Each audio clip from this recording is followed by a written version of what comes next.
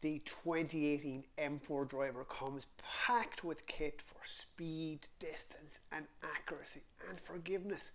Engineers have added the twist face with curvature low in the heel and high in the toe for straightening off-center hits.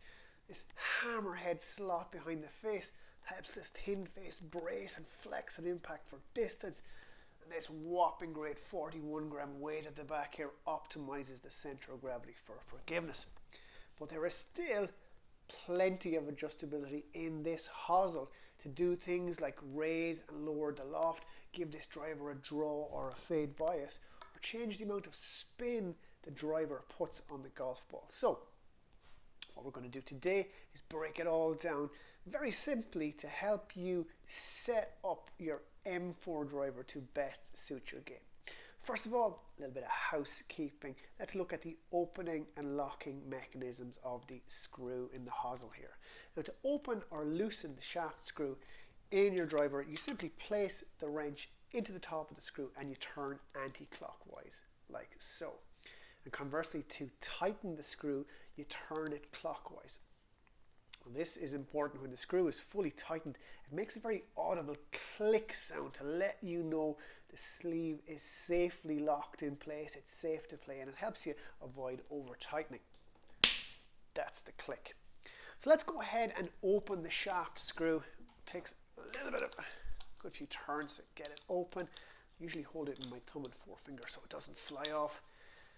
When you do remove the shaft, you'll notice lots of numbers and settings on the tip of the shaft here. These indicate some of the different loft, lie and face angles you can choose. Now, TaylorMade use what's classed as a 4-degree tip adapter in their drivers. Now, at the time of manufacture, you will find the driver set to this standard loft or STD loft here, and you'll see when you get it, it is lined up with this little arrow here. So STD loft and arrow are lined up, and this being a 9.5 degree driver, when it's lined up like so, then the loft is exactly 9.5 degrees. The lie is the standard 56 degrees, and that face is perfectly square.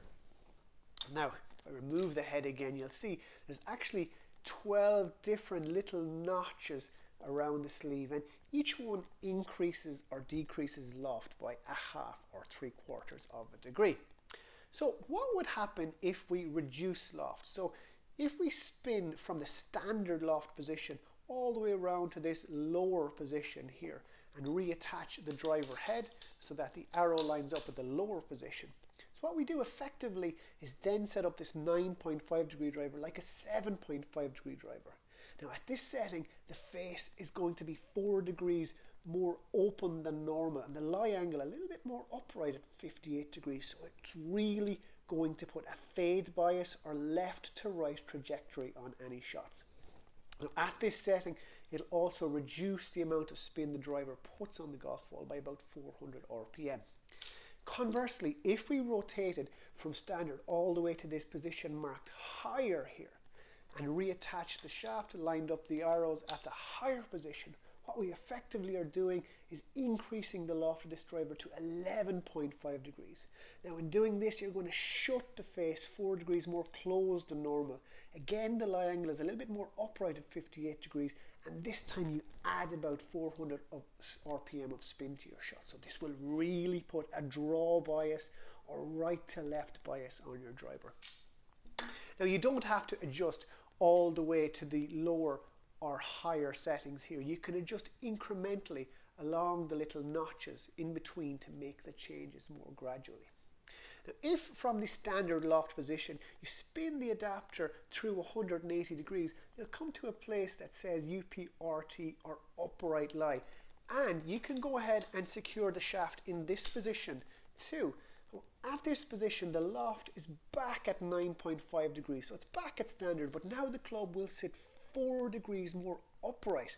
So the lie angle changes from its standard 56 degrees to a maximum 60 degrees. And you'll find that this sets the club up for a draw, but it's a lot more subtle than in the higher setting that we talked about earlier.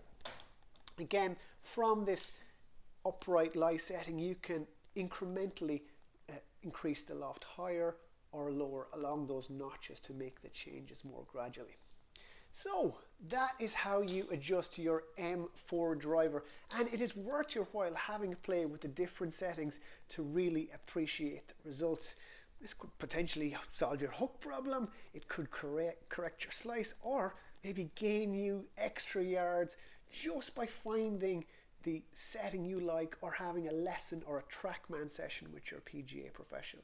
Again, it's very important to remember you can make these changes and you can adjust on the range before or after your round, but just not during a competitive round.